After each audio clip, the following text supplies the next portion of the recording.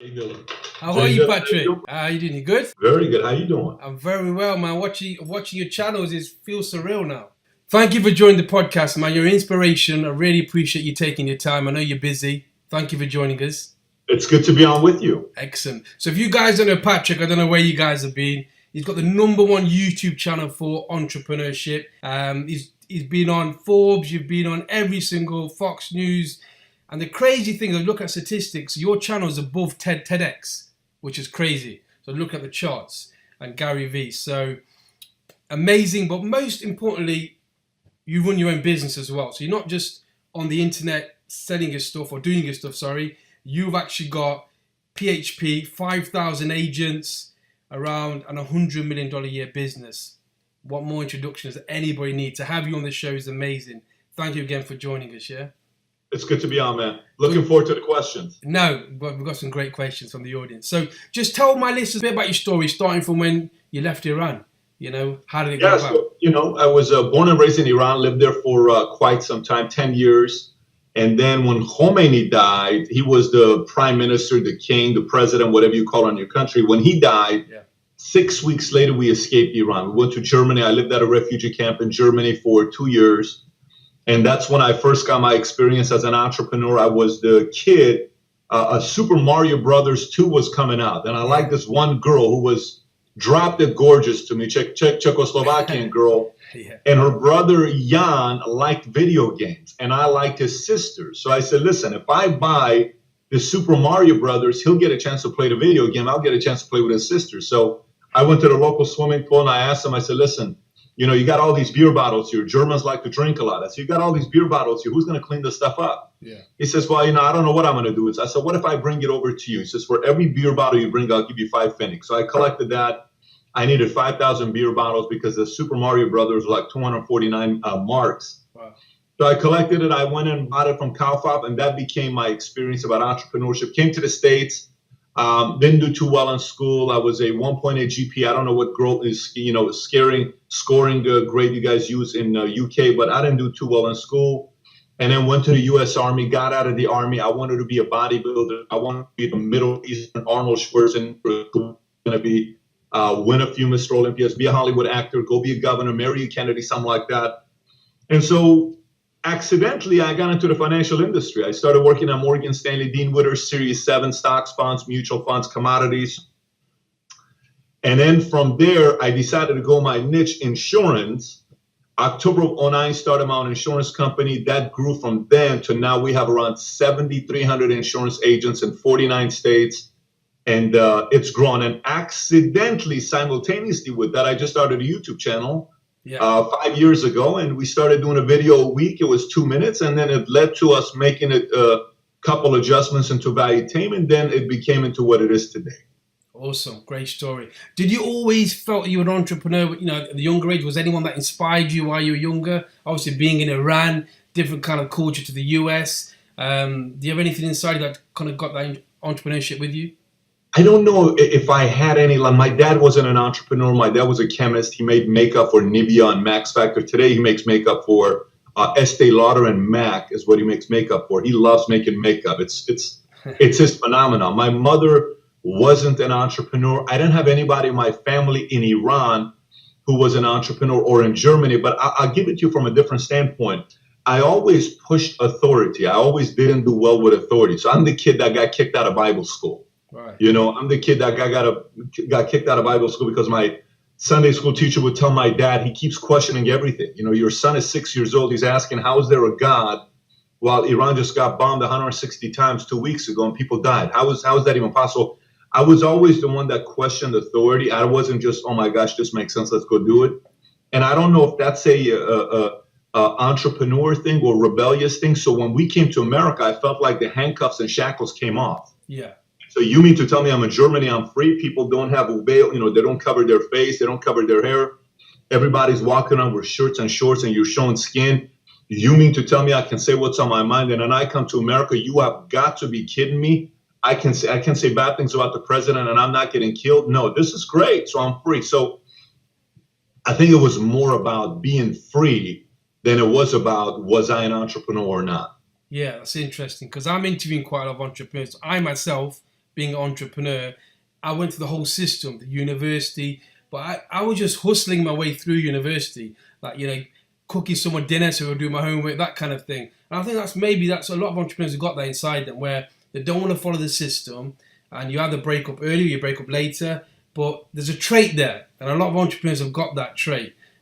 So yeah, interested to hear that from you. So with your business, because a lot of our listeners are starting a business or they're just getting into business, how do you scale that business up? Because you've like 7,300 agents now. I think it was 5,000 last time I kind of looked myself, and that's just growing. So how do you scale something up like that? Yeah, so to me, everything in life is math. And so think about it this way. If I was to ask you a question right now, and I was to say, listen, who is the greatest soccer player in the world? What's the first thing that comes to mind to you? You'd probably say who? Messi or Ronaldo. You would say Messi or Ronaldo. If I told you who's the greatest basketball player of all time, you're going to say a couple names. You're going to say LeBron James or Michael Jordan, right? Yes. If I ask you who's the best prime minister, UK ever had, you're going to give a name. If I told you, you're going to say certain names. Yeah. Somebody's going to come to your mind, right? So when somebody asks me, what's the word that comes to mind when you think about entrepreneurship, I think about math. Okay. Because everything to me is math. When I tell you everything, I mean everything to me is math. So scaling is about sitting down and actually studying numbers. I'm a data junkie. I love data. I love math. I'm a guy that likes to look at numbers and figure out and say, okay, why isn't this taking place? And when we did it this way, why did this happen? So you got to sit down and look at the different data that you have that's affecting a lot of things. So for instance, sometimes, you're thinking what's growing your business is X, which in reality, what's growing your business is Y, and you haven't paid any attention to Y.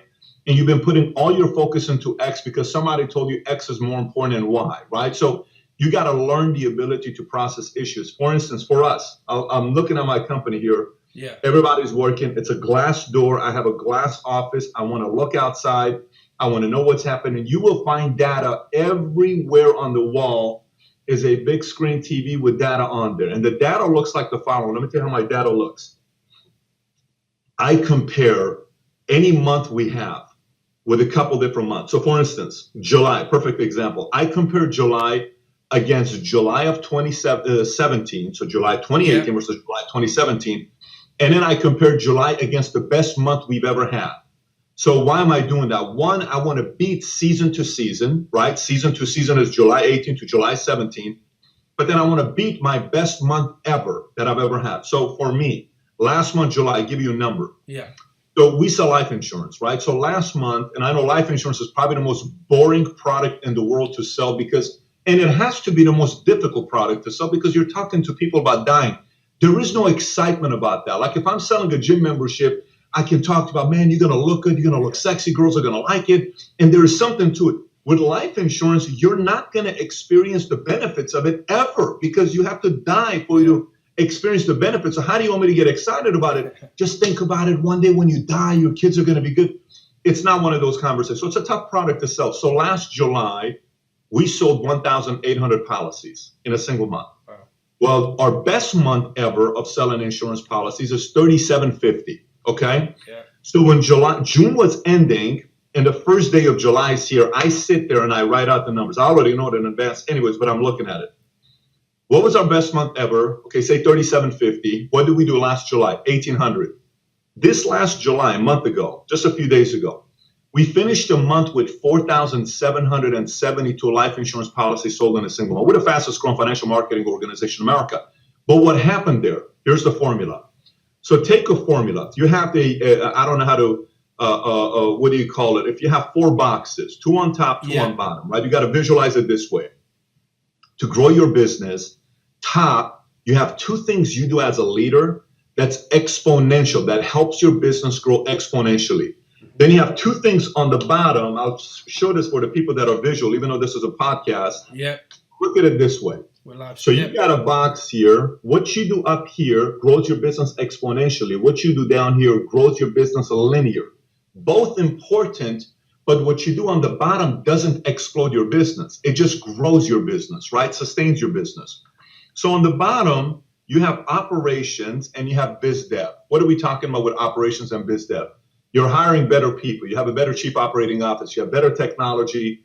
You are building relationships with your partners, your carriers. These are good things, important things to do, but they're not going to exponentially grow your business. On top, you have two different things. One is the next innovative campaign, okay, which I'll explain here in a minute. And the other one is leadership development. Okay, so let's talk about leadership development first. Leadership development up here is you focusing on taking your current guys that you have on your team. So you look at your people and you ask the question, say, who here believes in what we do as much as I do? You have to make, it's not that many people, by the way. A lot of CEOs and entrepreneurs want to think it's everybody. It's not. Yeah. It's a very, very small percentage. You make a list of those people. Who in here is somebody that can end up becoming a very big leader within the company? Somebody that can replace some of my responsibilities? Because as a leader, you're constantly in the replacement game. You are replacing a lot of your responsibilities with somebody else. You're developing somebody else to replace your ability to count the money, replace your ability to hire people, replace your ability to do certain things. There are certain things that should never be replaced by the CEO, but there's a lot of things that can be. Then the last part is the next innovative campaign. And that part of it, I can't teach that. And what I mean by I can't teach next innovative campaign, that is part of the creative genius of the CEO, the entrepreneur. Steve Jobs is the creative genius behind Apple on the way he felt that packaging was important. And everybody laughed at him, says, who cares about packaging? Yeah. We're spending way too much money on packaging. If we cut money on packaging, we'll be able to save ourselves another $40. It's like, I don't care about $40. People have to get this thing and realize this is a $3,000 product. And they were willing to do that. So the creative genius is on you. Every month, every quarter, you ought to sit down, end of a quarter, any end of a month, sit down and say, okay, here's what happened here. This is the innovative campaign we tried last time. It didn't work. That other innovative campaign we tried worked very good, but it worked for December because it was a holiday season. But this one's not going to work in July. So what can I do in July, which typically in our business, the slowest month of the year. So you as the CEO, the entrepreneur, has to know what are the best months of the year, what are the worst months of the year, and what can you do to make the worst months compete with the best months. So for us, we had July, which is our second worst month of the year seasonally. No one in July buys insurance policies. Yeah. There's summer, they're hanging out. We made July be our best month. You have to sit there and creatively think about strategies you can come out with that can help scale your business. That part is a lot of trial and error. So basically, with regards to innovation now, do you think social media, the internet is a way forward now? Obviously, the old marketing's still there, but now starting a business from now, them tools are here that weren't here when I started in 2003 kind of thing. So it's interesting you asked that question. I think what social media has done the following. Think about these 5 CEOs I'm about to name you, okay? So if we go back in the days, Ray Kroc, you know Ray Kroc. Yeah. Ray Kroc was the founder of McDonald's, right? If I were to ask you, hey, was Ray more of a sales guy or was Ray more of a marketer?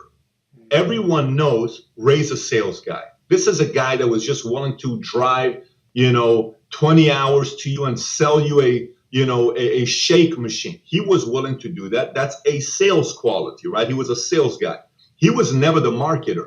Sam Walton, right? Walmart. He has 4 kids that are alive today. His poorest kid today is worth $39 billion. Wow. His poorest kid, Sam Walton, is worth $39 billion. He started the Walmart empire, right? He was a sales guy. Andy Grove from Intel that grew the business in a decade, crushing everybody in Silicon Valley. That's a sales guy. Then you have Steve Jobs as a product development guy. Then you have Jeff Bezos, marketer. Then you have Richard Branson, marketer. So what social media has done is the following.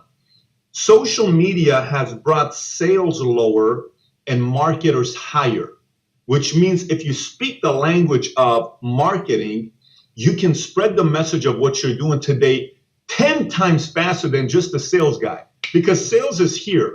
I sell you, logical, makes sense, great, I'll go buy it. But a marketer spreads like a virus, right? So when you ask the question saying, what role has social media played? Social media has made it more important today to pay attention to marketing. And it's unfortunately discounted what sales used to be back in the days without social media. It's almost like looking at it this way. Think about it, how there was a time where a Calvin Klein model was super skinny, right? And everybody was like, man, I want to look like Calvin Klein. So the key was for us to be super skinny and you wanted to have these holes here. Like, Yeah. Yeah. You wanted to have these holes here, and everybody want to look like a Calvin Klein model. And then all of a sudden, Kim Kardashian shows up. Yeah. All of a sudden, Jennifer Lopez shows up, and everybody's like, wait a minute.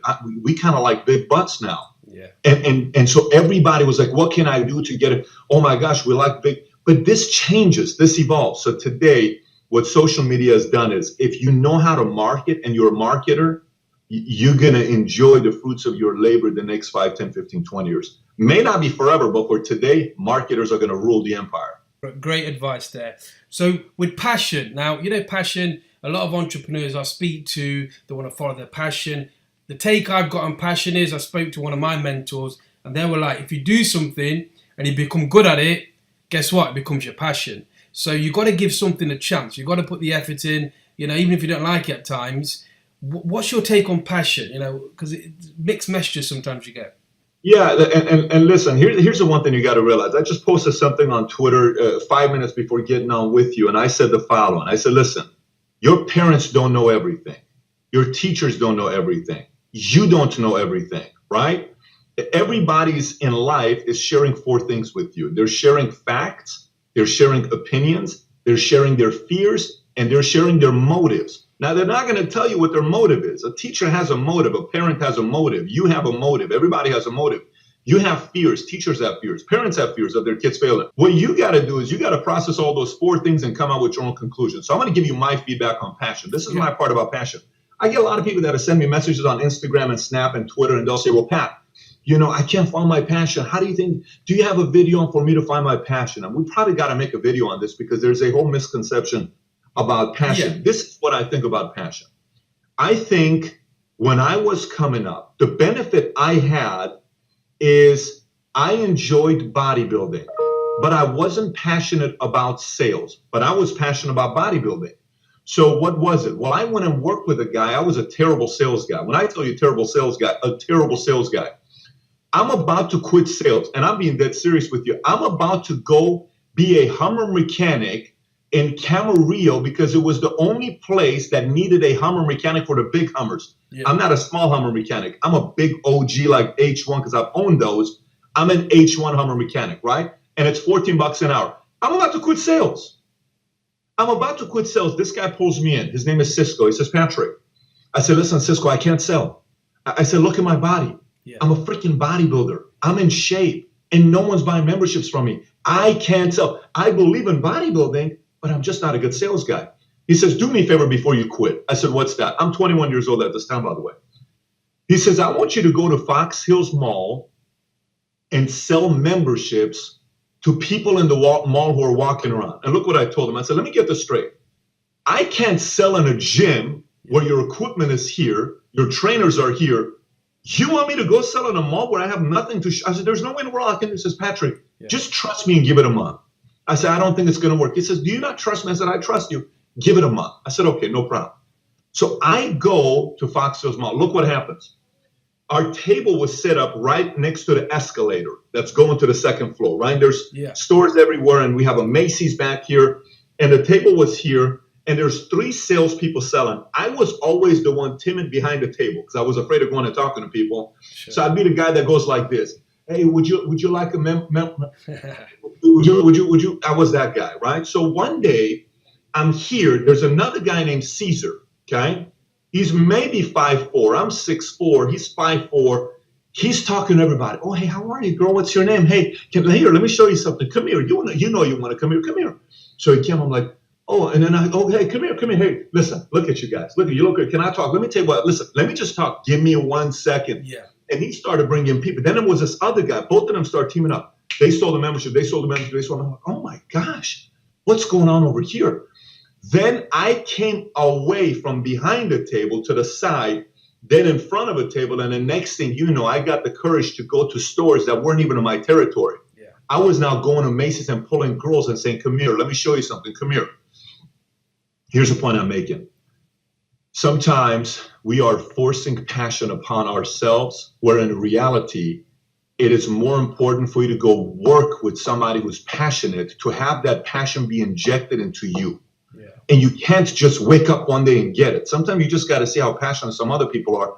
And then you say, I can sell like that guy. I can't believe that He made it look so easy. So, and then as you do that, then you're kind of coming into your own and what you're doing. Now, there's a difference between passion and purpose. Some people are thinking passion is the same as purpose. I'll give you my purpose. My purpose is very simple. It has to do with capitalism. My purpose has to do with entrepreneurship.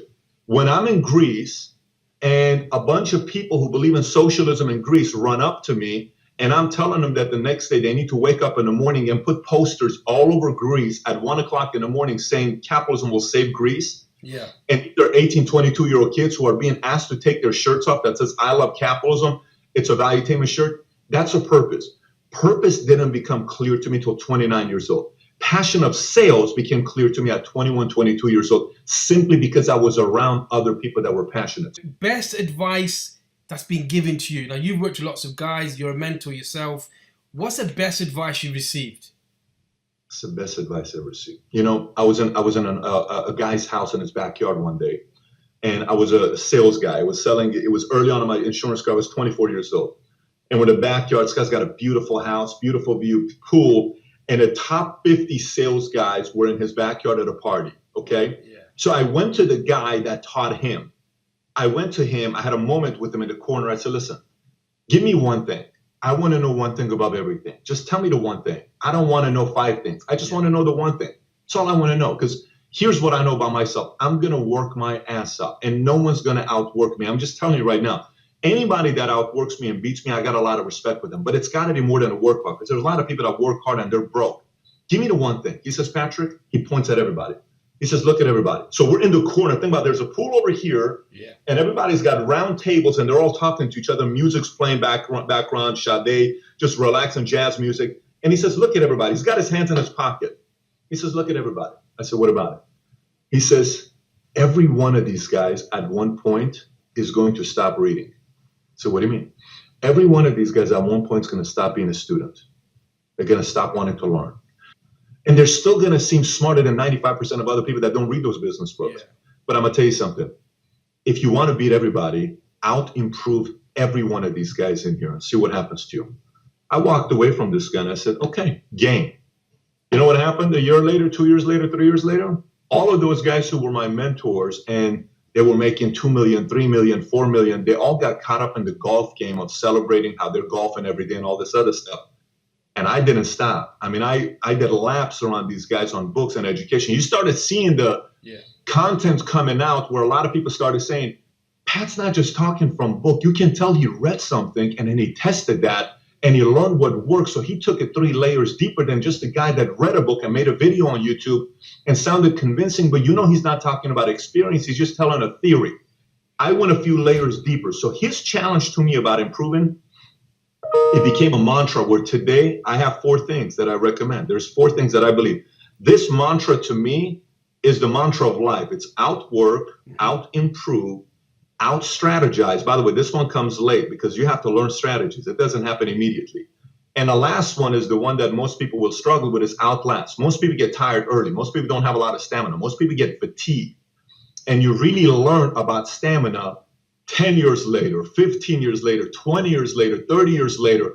You learn about stamina when somebody's been at the office from 6 o'clock in the morning and it's 11 o'clock at night and everybody wants to go. You still got the energy. That outlasting part is what puts fear in a lot of competitors saying there's no way in the world I can compete with whoever that person is that can last that long.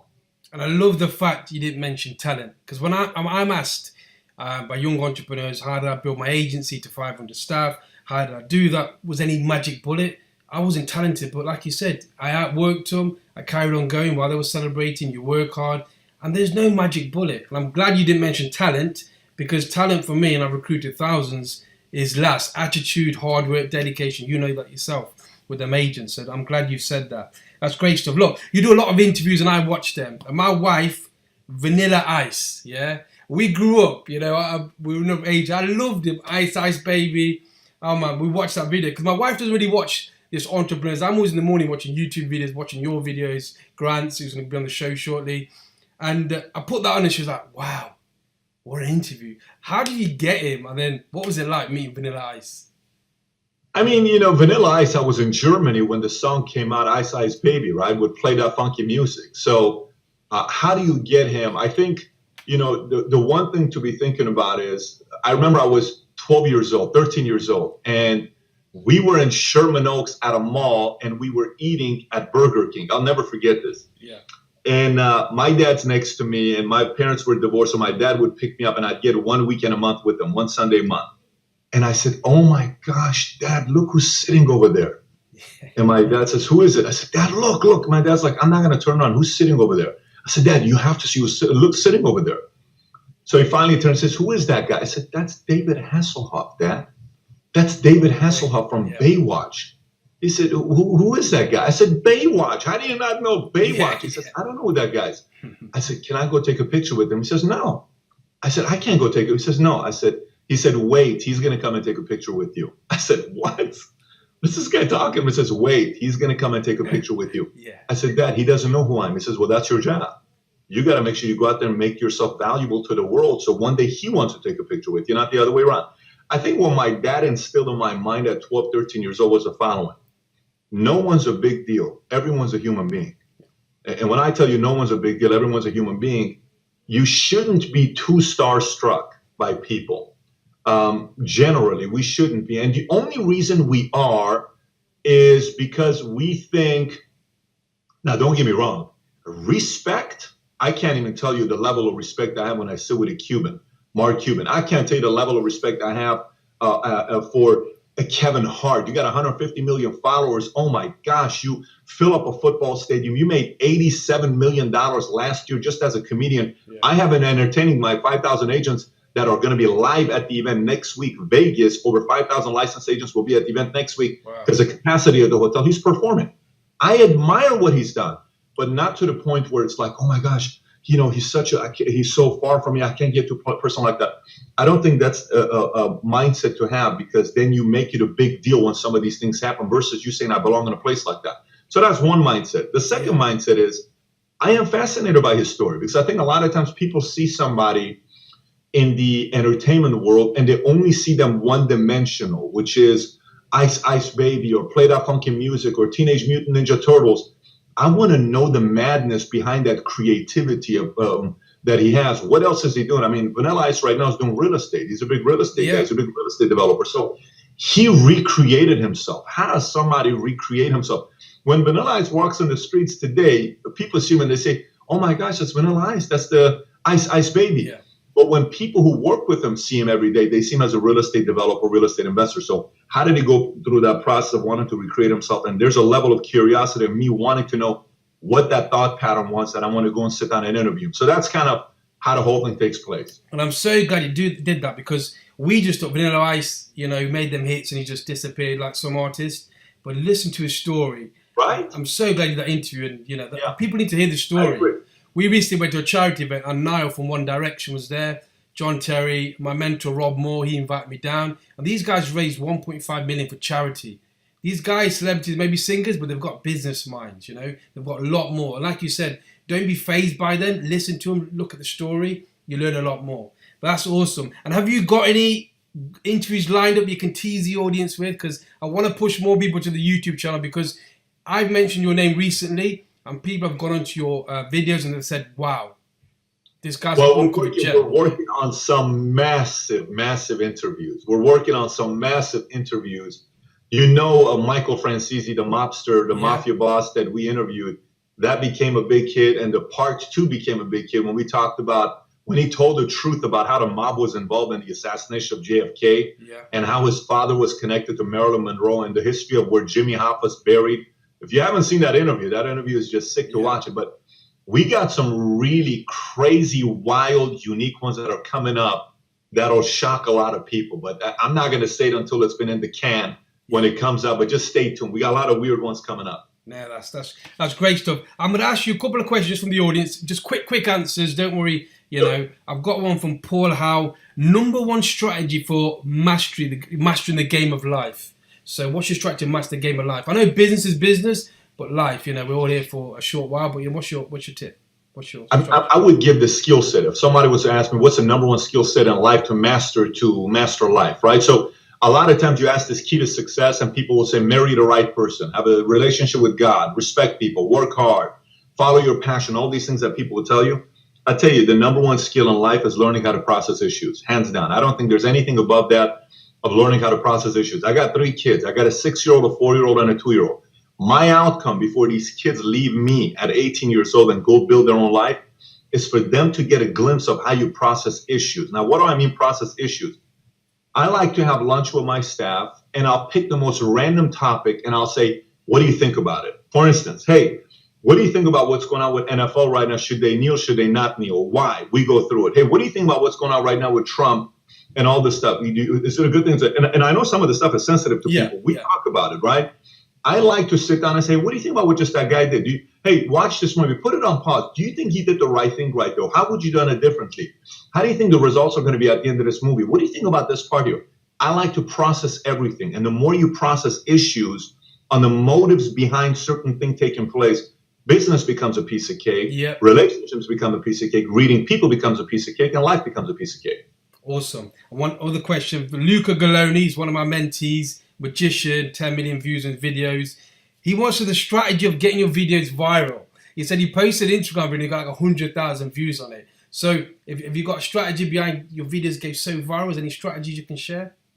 Strategies on getting your videos going viral. Like, okay, so the first one that it happened to was Life of an Entrepreneur. I think that was the first one, because that one on Facebook, we've never spent a penny on that video advertising ever. We've spent it on a couple other business videos, but we've never, ever spent 1 penny. If you contact somebody from Facebook and ask how much money was spent monetizing this, boosting this, we've never spent 1 penny on that. It got 31 million views, right? Wow.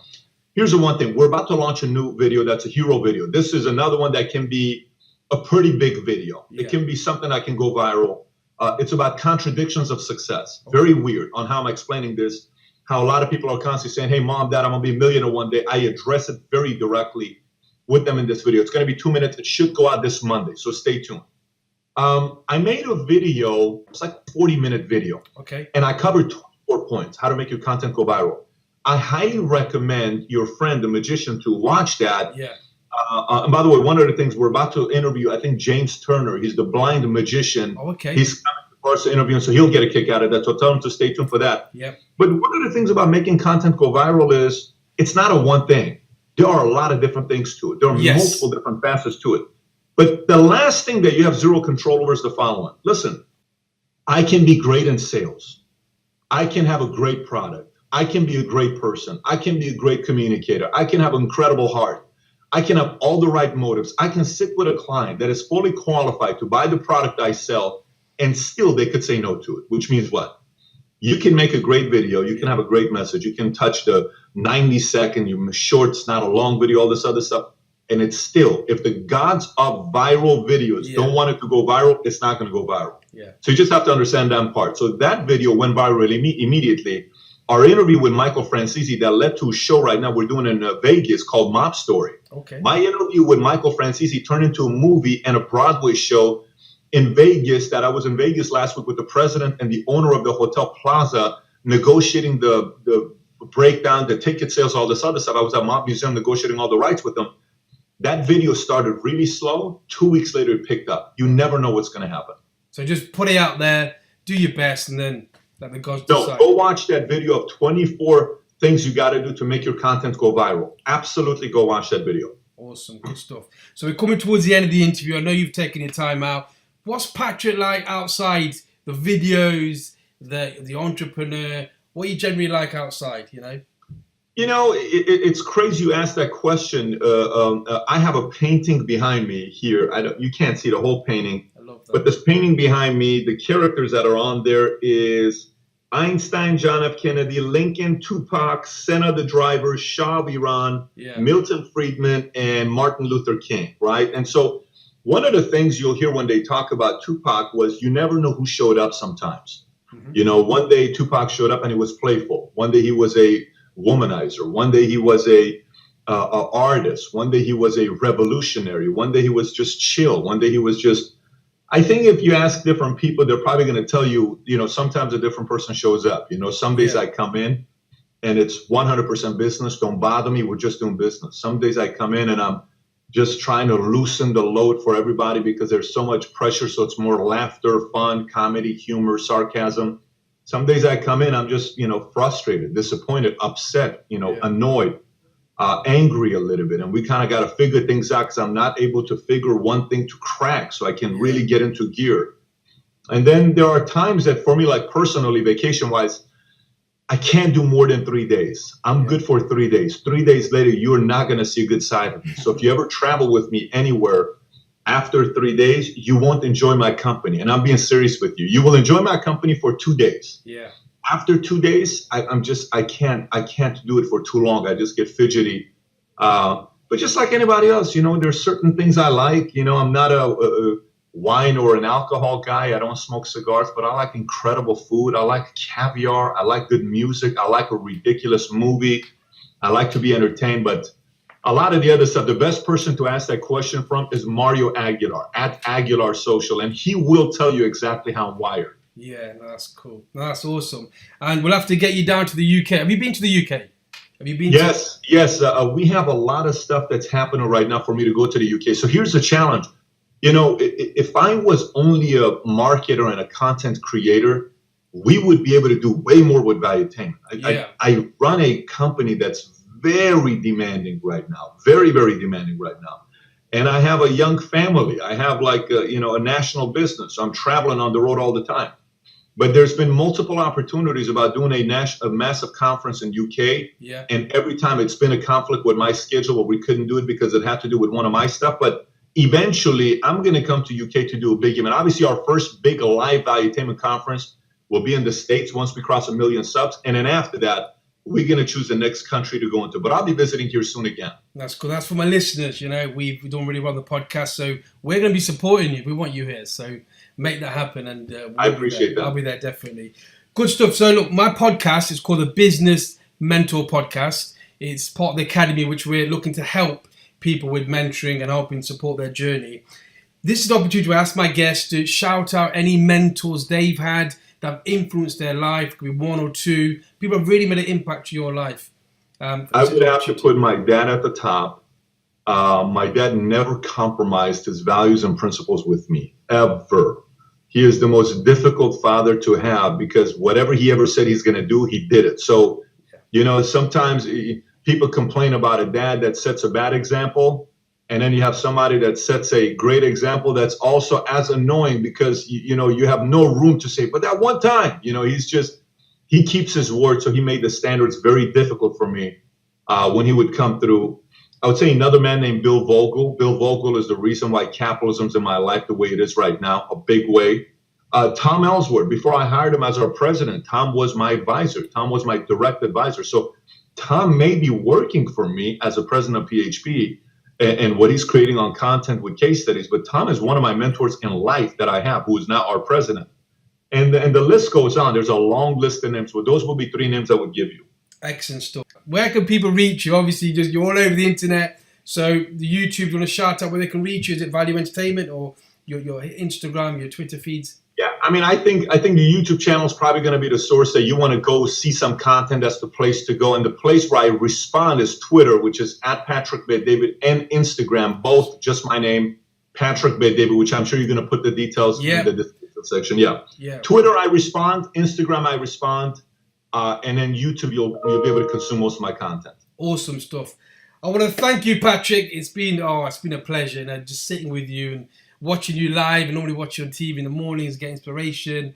And if you guys have got any questions on the podcast, you can email me, Jay at the Business Mentor Podcast. There's going to be some show notes. So we're going to have everything in show notes, so you can click the links, take the advice. And what a guest! What a guest. I want to thank you, Patrick. Anytime, man. Good stuff on growing your business to 500. Sounds like you're really up to something big. Keep at it, man. Great stuff. Good questions. Thanks for the interview. Appreciate that. Thank you very much. Take care. Take care.